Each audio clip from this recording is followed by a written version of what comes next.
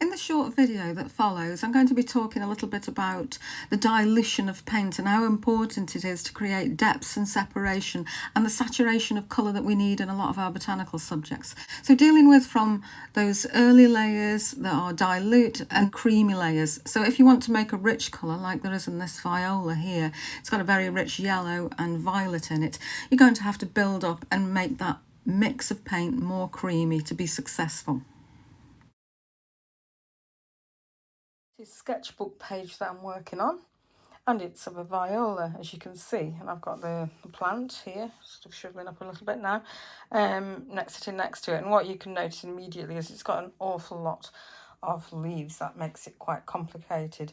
So what I'm going to aim to do in this is to show how to create that separation between having a lot of leaves. I've already trimmed a few away, but you want to keep the basic look of the plant and how it grows, and the leaf arrangement on it is important. And so I've kept quite a lot of leaves, and the stipules are huge as well on these violas. They've got these great big stipules at the base of the leaves as well. So you need to have those included really. And I'm doing some details on the page of the front and back and the stipule, and also some of the back of the flower and the seed pod later when it's actually ready. If you're going to use a plant and put it on your page to draw, which is what I often do, make sure you put it on something so it's not going to mark your page. It's very important, otherwise you end up with big dirty marks, wet marks, splodges and whatever. It's only a sketchbook, but it's still, you don't want it to be dirty. Okay, so you might have noticed that this isn't actually in a sketchbook, it's just a piece of paper, but it's been scored down the centre with a bone folder there. And it's going to be bound into the book later. And the reason for that is that it's for a publication. It's for my book about sketchbooks, actually. And so I want to be able to scan it more easily. And so I'm going to bind it later, which is perfectly possible with sketchbooks. You can do them loose and then bind them later. So where I'm at with it, I've done the drawing. Happy enough with that. It's reasonably happy. And I've done the colour mixing. And I thought it was worth just making a short video about the process of colour mixing. There's nothing very complicated about this. The biggest mistake, and this is why I wanted to make the video, is not having enough paint. So this is quite a dark colour, this violet. I'm just dealing with the violet here.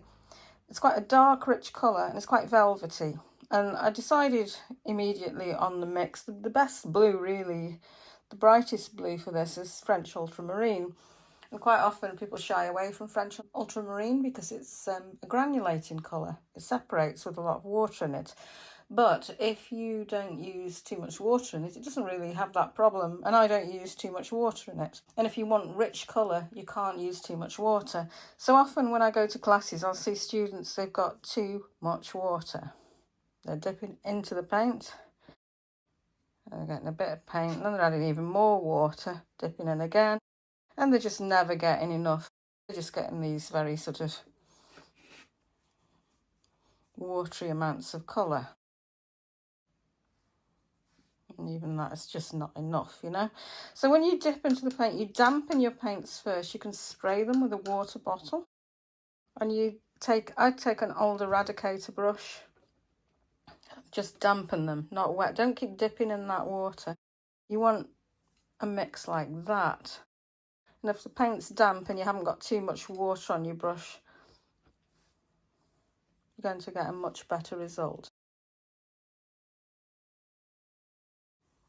So you're looking at a much thicker mix. And then it dries on your palette. So this is a mix of French ultramarine. You can add a tiny bit of water if you need to, if it's getting too dry.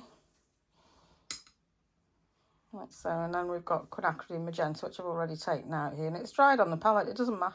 And so it's a mix of the two, and it's quite a blue bias mix.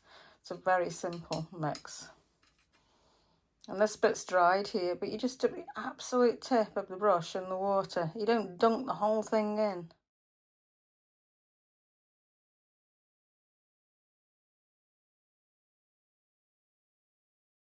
Thick.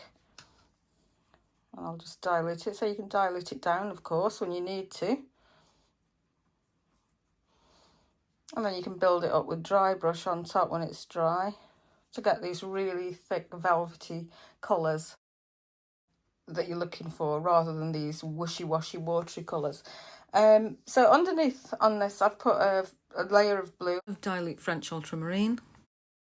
I could use cobalt under there. Cobalt blue is a colour that I quite often use as my underline colour, but I've just stuck with the French ultramarine here because it's dark, and then build up the violet mix on top. And you can alter that violet mix. You can add a little bit more blue, or you can add a little bit more quinacridine magenta to make it warmer or cooler, because there's a few variations. When you get the lighting right on that subject, you'll get this sort of shift between blues and pinks in the actual petal there, and it's important to get those shifts in colour, otherwise it looks too flat.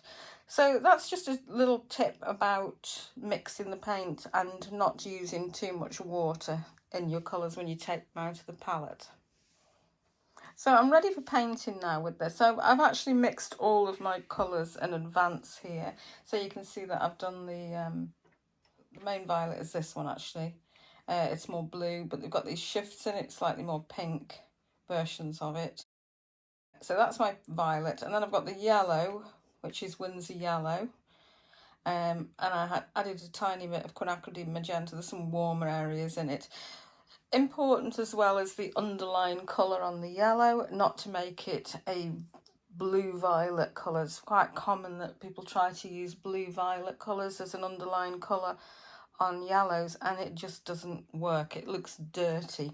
What you need under a yellow is a warmer violet, almost pink. So I've got quinacridine magenta with a touch of cobalt blue in it here, which is my underlying colour on the yellows. If you use something that's too grey or blue biased, you just get a horrible dirty yellow, and this is not a horrible dirty yellow. It's a vibrant yellow with warm shadows. So I've mixed that one as well. I've also mixed some greens here, using the same colours, French ultramarine, the Windsor yellow, and a touch of quinacridine magenta, which I've numbered here. I number all my primary colours, and I've used 1, 2, 3, 4, 5. So in the greens, I decided I wanted something a bit more lemon based, so I added Windsor lemon, and I've also got cobalt blue as an underlying colour as well. So I've mixed a range of greens there and an underlying blue. So I've got those ready, I've got the yellows ready, and I've got the violets ready. I know exactly what I want to use. I need to use enough mix of colour in my paints to apply them, and it's all drawn and it's ready to go. So I'm just going to take you to the early stages here, because this is the foundations, and you'll see that I paint the whole thing up in stages and start with those very dilute mixes. And when we've got all those leaves and overlapping parts, it's important to create that separation between them. So what I've done here is painted a very dilute layer. It looks more grey, it looks more blue, it's distant in those leaves that are further back. And then as we come forward visually, the leaves that are nearer are going to be more saturated in colour and stronger and more detailed. And so this is the effect of aerial perspective on a painting that I'm creating when I start to do this. So you see the dilution makes the colour more grey and more blue on the underlying layer, and then more green as it comes forward. And that's how I gradually build up. Now when we get to the point where we're dealing with those more saturated colours, that's when we go back to this idea of mixing more creamy colours that are less diluted. And you can see there the layering in the leaves that I've made has created that separation where we've got overlapping parts. We can overlap them successfully because the ones nearer are more saturated in colour than the ones that are further behind. And so it makes sense to start from the back and work forward with a painting, because if you start and you paint one leaf to completion and then you paint all of the leaves at the same saturation, you're going to have a problem, because all of these leaves are going to merge together because everything is the same saturation and density of colour, and so it's going to be confusing visually. So instead you need to layer up gradually, dilute mixes in the beginning, and then gradually more saturated in colour, and then more dry brush work as you get towards the end, and that's the same for the leaves as the flowers. The flowers in this one is not so complicated, but if you have further back flowers, they need to be paler. If you have further back leaves, they need to be paler, and the parts further forward more saturated. So that ability to be able to mix your paint in more saturated ways is vital to get the finishing that you need on the painting and the saturation of colour that's needed in a lot of botanical subjects.